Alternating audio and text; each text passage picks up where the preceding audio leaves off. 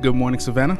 This is Therese, the host of the Savannah Business Showcase, and I'm here this morning with a very special guest, Mr. Trevor Hess. He's the owner of Junkluggers here in Savannah, and we got a lot of stuff to talk about. It's going to be fun. But absolutely. but I like to start with a scenario because the purpose of the show is to inspire entrepreneurs and small business owners to kind of get off the sidelines, just jump in, take the leap. Here's a scenario. You're walking through your neighborhood. A little kid comes up to you and says, "Trevor, you're my hero. I love you. I want to be like you when I grow up." So how, in the language that a 10 or 12-year-old can understand, what does it take to be Trevor Hess? There's an easy answer to that, actually, and I think about it every day. It's do the thing right. Do the thing right when nobody's looking, and do the thing right. Mm-hmm. And do the right thing. If you stick to those three principles, you can look yourself in the mirror every day. Yeah. And it's something that resonates with people, I think. Mm-hmm. Definitely. That's a good answer. Good short answer. I like that. Told you it was easy. So tell me a little bit about yourself. So I'm a Louisiana native. So I grew up in the Bayou. I lived there most of my life. Graduate at LSU. I'm a Navy reservist. I've been a Navy reservist for 26 years. Okay. And so we, at some point in time, in early 2000, I got mobilized to active duty and had to move to Tampa. Brought the family to Tampa. Wife got an interior design degree while we were there and decided she wanted to get her master's in historic preservation.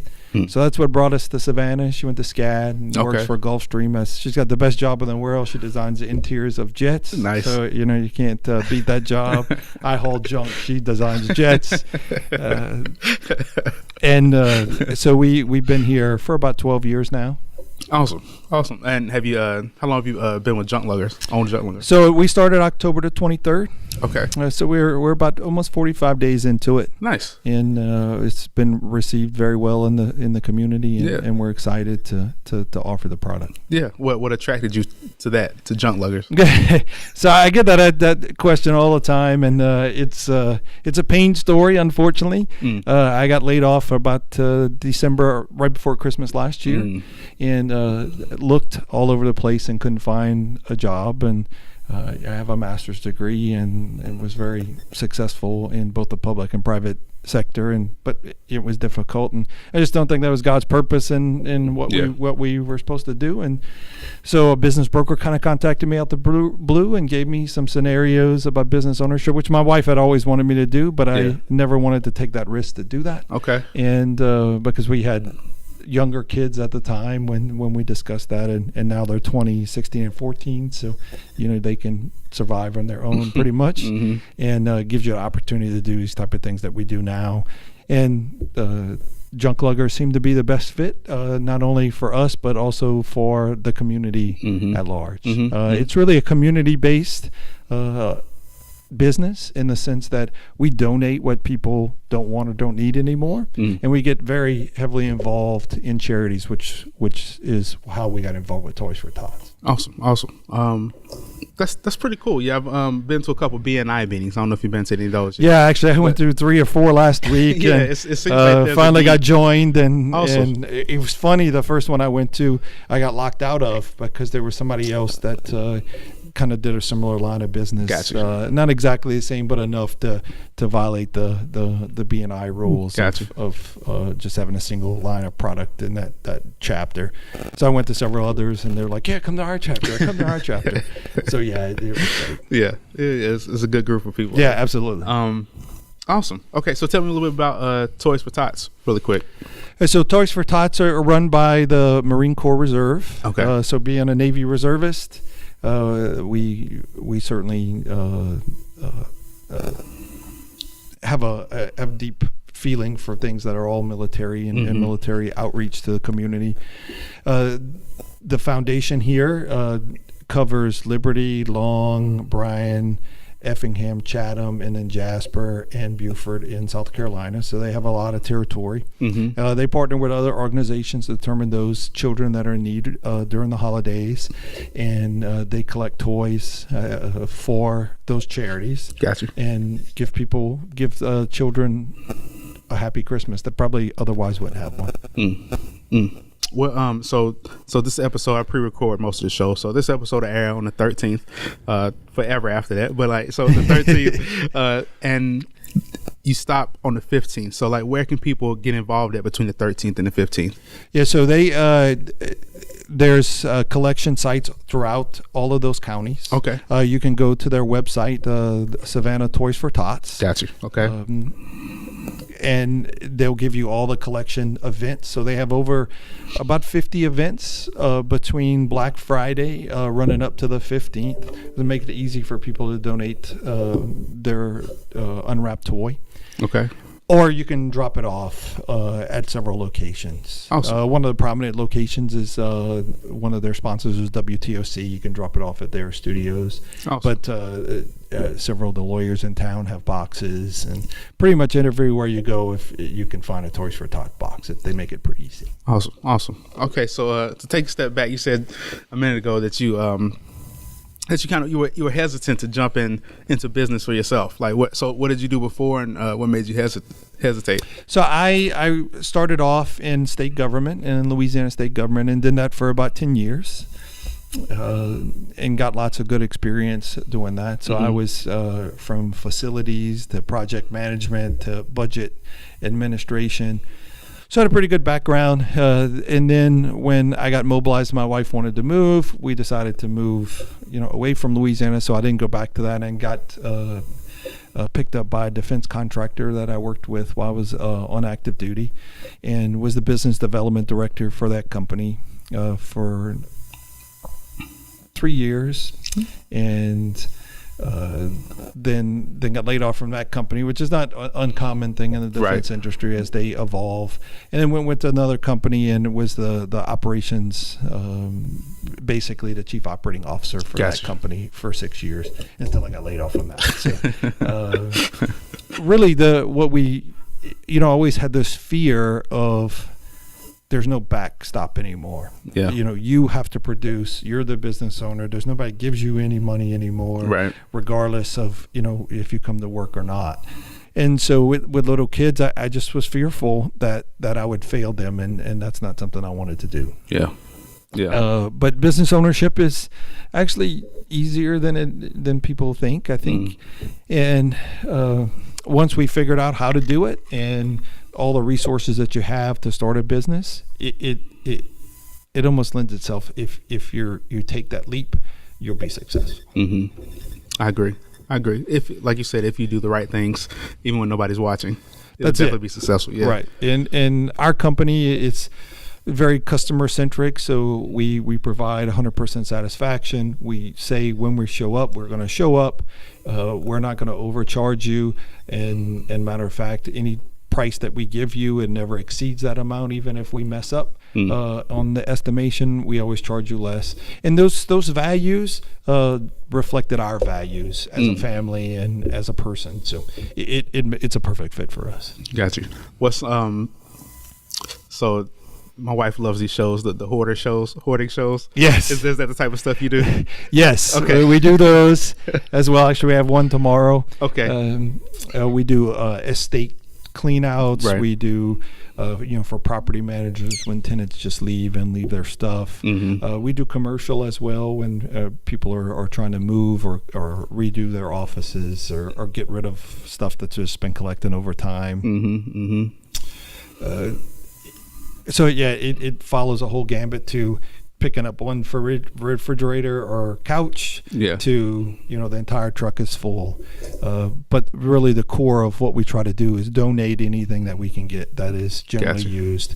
And so we have about 85 charitable partners in our territory, which runs from Hinesville all the way to Beaufort. And we really think that's what helps us get traction in the community, because we're really giving back each and every time. And if we are able to donate on your behalf, then you get the tax donation receipt, which is really different in this industry. Yeah. That's pretty cool. So just to veer from the main topic, Louisiana. I've been in the kayak fishing lately. Did you ever fish in Louisiana? A little bit. A little bit. Yeah, Okay. I probably started fishing before I started driving. I probably knew how to drive a boat before I knew how to drive. We actually lived right on the river, on the Mississippi River, so I could walk 100 yards from my house right over across the road to the river and fish right there. I'm jealous, man. Yeah, it was fantastic.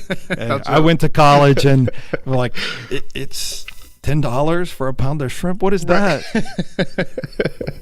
Right. It was not uncommon. My dad is kind of the patriarch of the family, and so it wasn't uncommon that you woke up in the morning and there's a sack of oysters on the patio, or there's a bushel of crabs or an ice chest full of shrimp. Because that's basically the industry there is commercial fishing. Mm-hmm. All the relatives did it, and he worked in the oil field for 50 years, and all of his employees did it. So I always told him it was like bringing alms to the Godfather. Yeah. I know the redfish are really big down there too. That's my favorite. Yeah, that's absolutely my favorite. I have not caught one yet, man. I'm hurt. Oh, it's the best. It's the best fish to catch. They give you a good fight.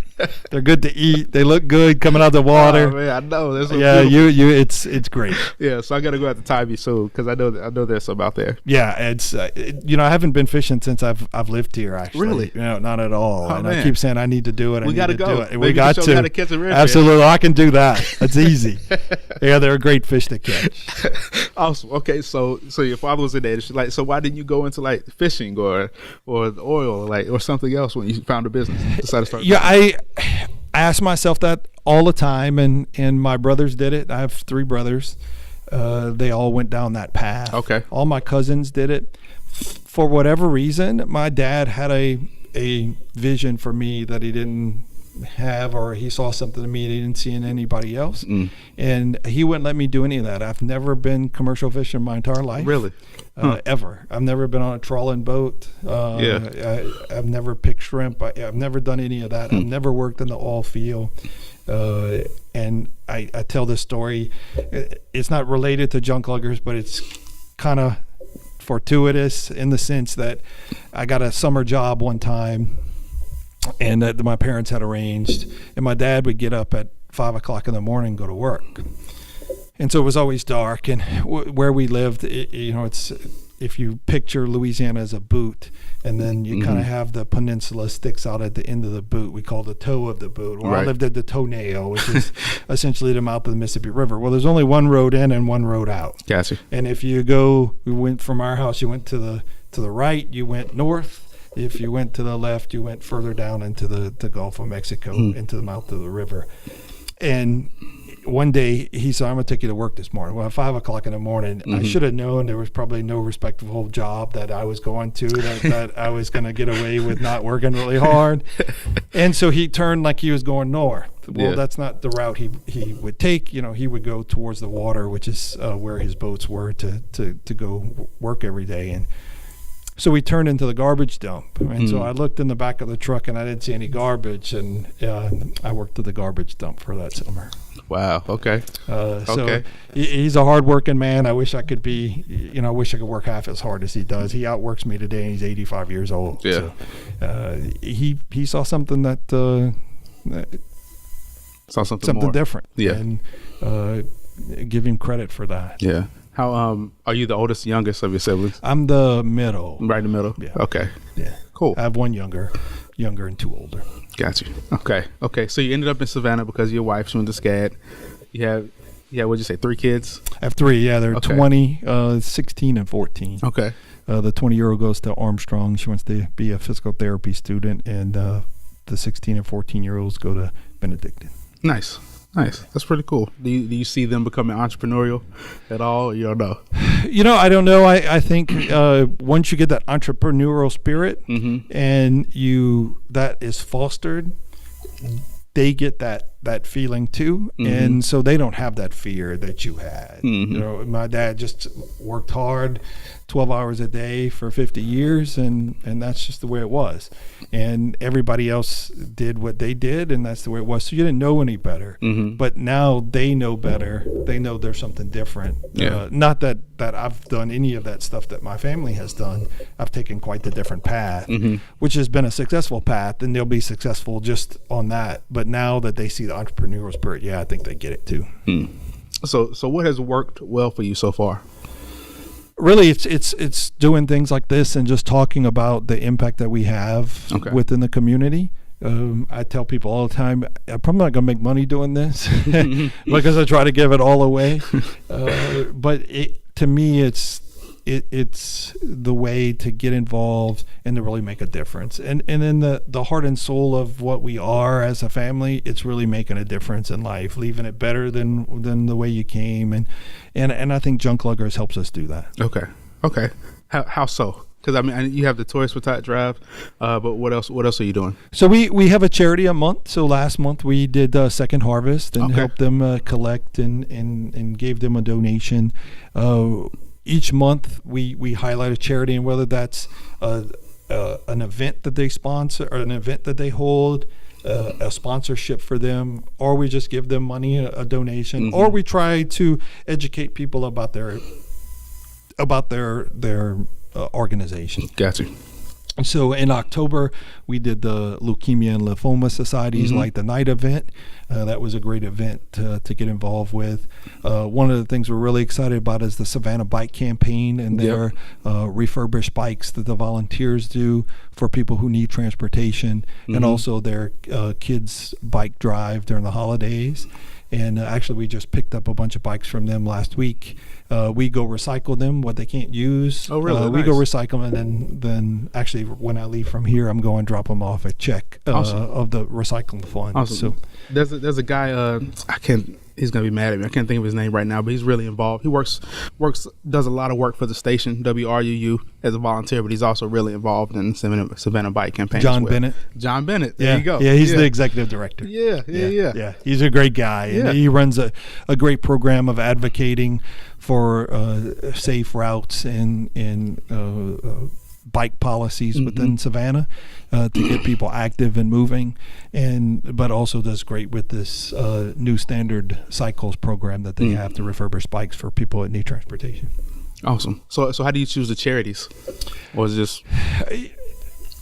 We kind of looked at what the biggest need was pretty much by month, and what events they had during that month, and where we can make the biggest impact. Okay. And we got started a little bit too late to do a breast cancer awareness month part, but we have some great ideas for that next year, and we're excited about the year to come and the impact that we can have. But it's not just a monthly thing. We make an impact every day, whether we're taking a couch and we're delivering it to an organization that's trying to place a homeless veteran and he needs furniture or she needs furniture, or somebody who lost their household goods in a fire. Gotcha. And we can give that to the American Red Cross and help them, or donate furniture to the Habitat for Humanity to help people start their new lives in their new homes. So we do it every single day. And I think it's the core of what we do. Picking up junk is what enables us to do that. Yeah, that's pretty. The more I think about it, it's pretty amazing, because that's not, when I think about Junkluggers, I'm not thinking about giving back and charity. You know what I'm saying? I'm not. Right. I'm not. They don't necessarily mix in your head, but it makes so much sense the way you explain it, because you are able to help people just from the donations you receive, and you know what I mean? Right. Absolutely. So it's pretty amazing. We have a great branding statement, and I use it all the time. We're a caring alternative to traditional junk removal, in which we enhance lives through donations within our local community. So when you say junk is really a misnomer. A lot of what we take away is not junk. It's just, somebody got new furniture, or they just have too much stuff that's collected over time. Right. But some of it is or most of it is really usable and generally used enough for somebody else to take that. And during this process, as we talk about the organization and talk about the business and how we help people, somebody said one person's junk is another person's jewels. And I've been there. I've had opportunities in life where I hadn't been able to rub two pennies together and dig through a couch to try to get 80 cents to buy your daughter a shake because she did good in school or something. And so I understand that. And if we can make people's day a little bit better, their life a little bit better, then that's what we're here to do. Yeah. We've definitely been there too. It just went to credit card debt instead of sure. To the you know what I mean? But yeah. I mean, we've all been there. So it's but I think that's pretty amazing. I mean, especially in the type of society we live in, like everything is just consumerism. Right. We don't like. A lot of companies don't make things to last. You can't buy something for life anymore. It's meant to be thrown away and just end up in the ocean or in a third world country. So you know what I mean? Right. It's terrible. So I think it's great what you guys are doing.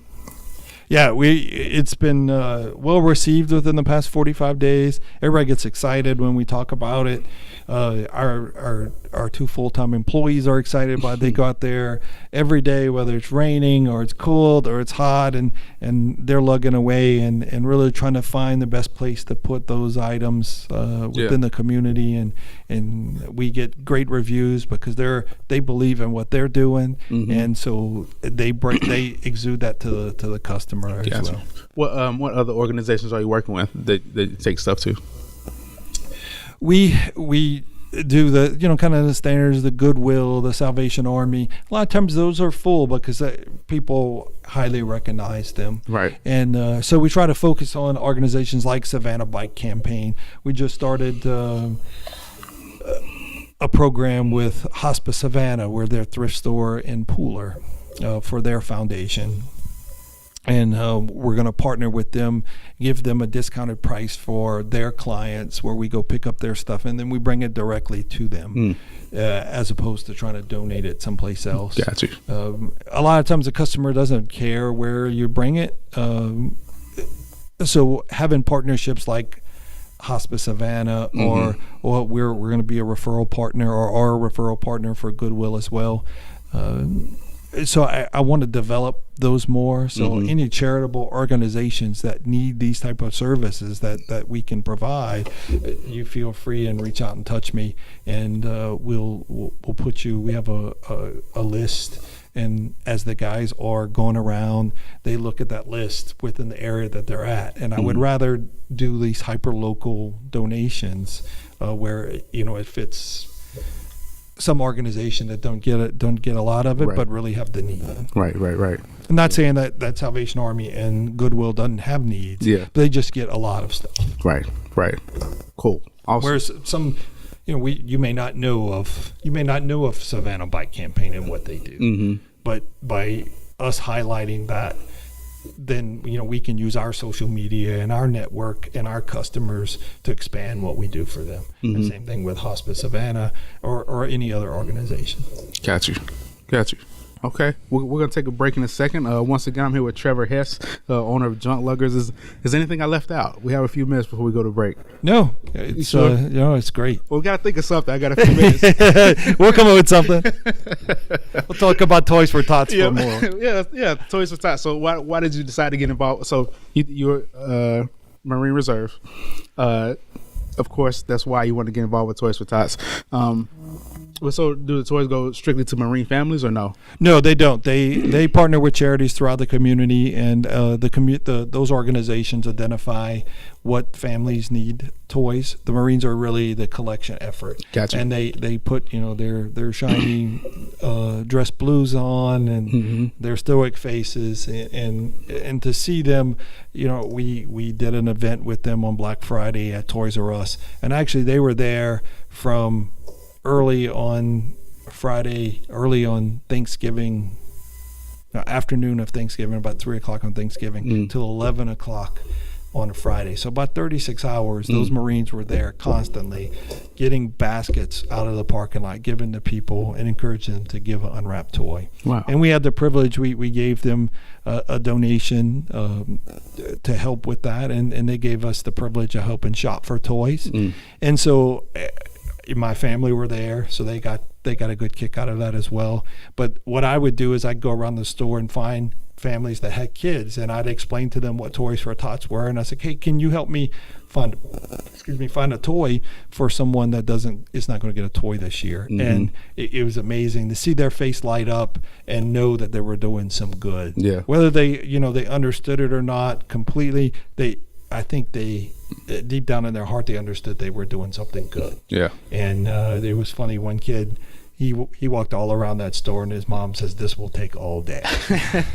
Because he's going to put a lot of thought into it. I was like, whatever he wants.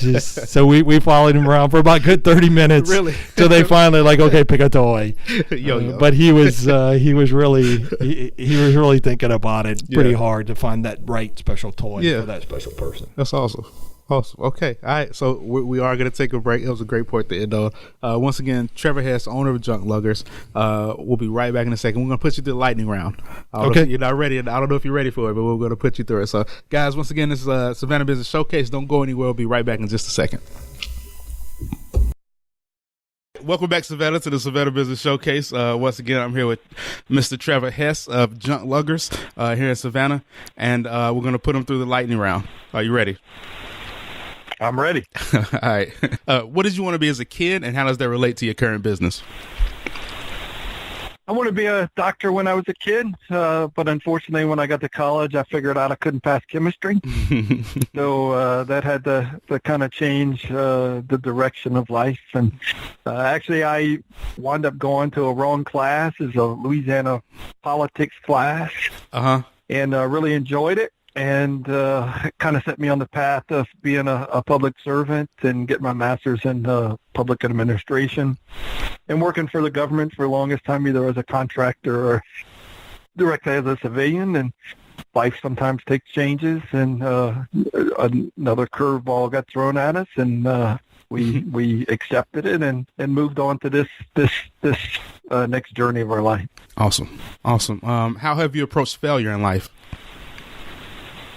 We fail every day. I fail as a dad. I fail as a husband. I fail as a business owner. I fail as a friend. I fail as a person. And I think really you just learn from it and try not to fail twice in the same mistake. And just keep pushing forward and know that you're going to fail. I think Denzel Washington, in one of his speeches that he did to, I think, Morehouse College, his advice to the students was, if you're going to fail big. Yeah. And so that if you reach high and you fail, you're not going to hit the rock bottom because you were pretty up there to begin with. Awesome. That's good. Great advice. Who influenced you early in life, and who's your mentor now? So my dad, he's always been my mentor. He's still around at 85 years old, still sharp. Actually, I just finished talking to him. I think he calls me to check on the weather every day here, like he's the weatherman or something. But he's convinced that the weather is same here as it is in Atlanta. So if he watches the Weather Channel and he sees that it's snowing in Atlanta, that it's snowing here, and I have to tell him it's 4 hours away, but in a higher elevation. But I don't think he gets that. But my dad's worked hard all his life. He worked in the same job in the same place for 50 years as an all-field worker and supervisor. Doesn't have more than an 8th grade education, but it's probably one of the smartest people I know, and it really instilled in us to work hard and do the right things in life and look yourself in the mirror. And if you do that, then you'll be successful. Right. I love him. Yeah. I can see why. So you have kids. What are you going to teach your children about entrepreneurship? Or what have you taught your children about entrepreneurship? Yeah, so it's they really see us interacting with people and networking. One of the boys, the oldest son, the 16-year-old, works on the truck with us, and And so he's able to see how we talk to people and how we're concerned about what they want and how we can help them. And it must be catching on, because my 14-year-old went to go pick up his service hours for something he did at church, and he was trying to sell the secretary the services. So I guess it must be working. Yeah, something is. That's pretty cool. What have you had to sacrifice in order to start your business? Time is obviously something that, I worked from home before, so I had a lot of flexibility to do, what I wanted to do when I wanted to do it, and nobody looked over my shoulder to figure out if I was doing it or not. Right. And, I still have that flexibility because you're the business owner, but you're networking. I started networking at 7:30 this morning. I didn't get home last night till 8:30 from an event all the way in Bluffton. Oh. So, one is time perspective. And two, obviously you put up some security to fund the business, financial security that you've had before, and right. and now you've put that into the business, and you hope that you're able to garner that back over time. And we're doing good so far, so I don't expect that will be a problem, but it's always a concern that you have in the back of your head, and that's what makes you keep going from 7:30 to 8 o'clock every day. True. What's something most people don't know about you? I'm actually a good guy, not a stone cold, black cockled hearted guy. I actually like to connect to people, and actually I think people think I'm an extrovert, and the older I get, the more introverted I want to become. Mm-hmm. So I don't know if that's an age thing or what, but on top of everything, I'm a pretty good go-getter, either in the Navy or in the business. But I like to take my weekends to rest, and I like to sleep and enjoy my downtime on the weekends, which is incredibly frustrating for my wife because she doesn't like to do that. So on the weekends, she wants to go, and I just want to go to sleep. So, you gotta take that time to recharge yourself. Yeah, without a doubt. Yeah, you have to regenerate. Important. Yeah, I agree. Here's a new one. How do you stay motivated every day? Our customers motivate us. They motivate us to excel every day, to see that we're able to solve a problem for them that they may not knew existed. I'm motivated by success. We just ran our numbers on Friday, and we're doing excellent across the board and in key performance indicators. And really the ultimate motivation is, we've sacrificed to put up money to run a business, and if I don't succeed, then we're in big trouble. So there's no backstop. There's no boss that's gonna write a check. There's no other money coming other than what we can generate. So, like any business, that's a big motivating factor to keep going every day. Yeah. What was the last experience that made you a stronger person? My kid had, when he was about 2 weeks old, he had something called pyloric stenosis, which is, the valve in your stomach doesn't open and close like it should be because it's too thick. And so having to give him over to a nurse who was a male nurse, he was kind of sloppily dressed, looked like he just woke up type of thing, and wasn't well manicured, and to give him to him, and as he said, give him to Uncle Gabe, and Uncle Gabe will take care of him. That's a scary thing. And I think what it taught us that you kind of have to let go, and there's people around you that know more than you do. There's people around you that are going to support you, and that you really have to trust those people and know that everybody's in for your best benefit to succeed, not only personally but professionally. That's true. Okay, that's amazing. What's the best gift you've ever received? My dog. My wife will kill me. I've always wanted a dog. ever since we've been married for 18 years, and she refused. And so when we moved, she agreed that I could have a dog. So we got a rescue, and, working from home and her traveling a lot, and the kids always doing what they're doing as teenagers. Yeah. I was home by myself a lot. And so, when you don't have people interaction, it kind of gets lonely. And he's my best buddy. He goes everywhere with me. He likes to ride around. And, he never gets mad at me. Right. He never fusses. Well, he does fuss at me sometimes. But he, no matter what I do, he still loves me and doesn't get upset. So I love that dog. He's been great for me, and we're glad we could give him a home, because he was a outcast foster type, and so we were able to rescue him, and he has a great life, and he brings great joy to us. So that's awesome. But sure, don't tell her that. You might have to edit that part out. Okay. Probably going to get in trouble for saying that. Okay, I will.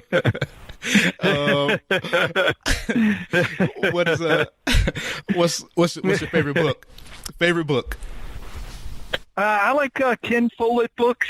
His trilogies about kind of Middle Eastern times of Knightsbridge, England, and anything that's historical fiction. I really enjoy.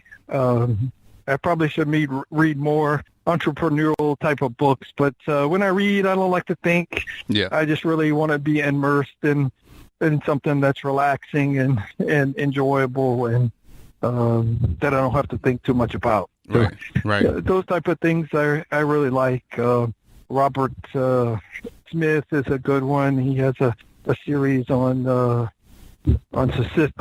Cicero, the great politician in Rome. And I just enjoy those type of things. Awesome. Okay. All right. What's a tool?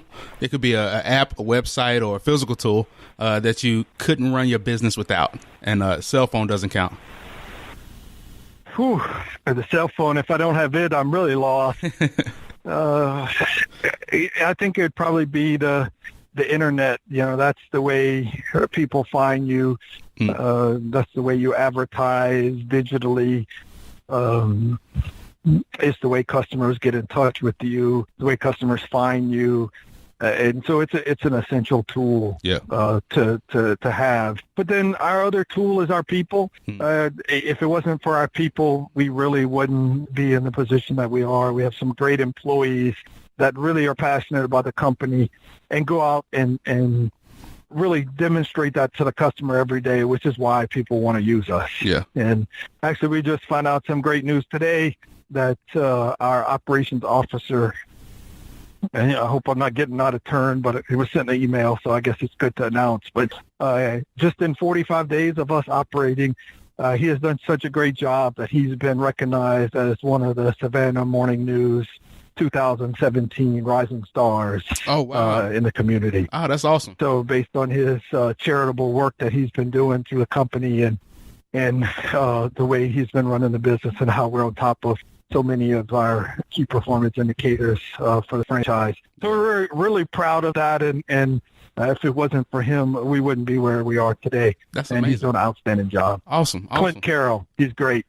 Next question, and I'll just do 3 more. Okay, so there's a concept called the 80-20 rule, Pareto's principle. 20% of the actions you take equal 80% of the results. So in your business, what are the 20% of things you do that get you the most results? It's people. It's being honest, being dedicated to what you do, doing what you say you're going to do when you're going to say to do it. And then we talked about it the first part of the interview, but doing the right thing, doing the thing right, and doing the right thing when nobody's looking. And people appreciate that, and that's what draws people to your company. If you had a superpower or ability, what would you choose and why? I think the power to be not necessarily soothsayer, but intuition, to know exactly what people are feeling or thinking, where you could really help those people in a specific way, as opposed to either being oblivious or them hiding it very well. I hate when people suffer, and you've probably known all along that they suffered, but you really couldn't tell till it was too late. And to have that ability to always know that other people know that you're always there to help them, and that they feel comfortable to reach out to you and help. Gotcha. Yeah, I like that one. That's a good one. And lastly, but not least, advice for entrepreneurial children. Dream big. Set your hopes high. Listen to your parents. Listen to your teachers. Listen to your mentors. Find a mentor. I had some great mentors in high school that really shaped the way I am today, and really shaped the way that I'm different from probably other members of my family. And just really pursue what your dreams are. Don't get discouraged. Don't get down when you fail. Failure is just part of the process. If you fail chemistry like I did, take it again. If you fail it second time, take it again. I did those two things. It didn't work out the third time, but then it's probably time for a career change. But but just keep pushing, work hard, and keep your eyes set on your goal. Yeah, awesome. Hey, Trevor, thank you. We had a few mix-ups, but you hung in there with me, and I really appreciate that. So, how can people find you? They can contact us at 912-712-0227. That's 912-712-0227. Or they can book us online at www.junkluggers, JUNKLUGGERS.com. Awesome. Beautiful. Well, Trevor, thank you for being on the show again. I'll put all that stuff in the show notes on our YouTube channel and podcast when it comes out. So thank you for being on the show. And as always, everybody out there listening, go out there and be the change you want to see in the world. Do something impactful. We don't have much time. We only have life is short. So you have to do something and take action and be the change you want to see in the world. So I love you guys. Thank you for listening, and I'll see you next time.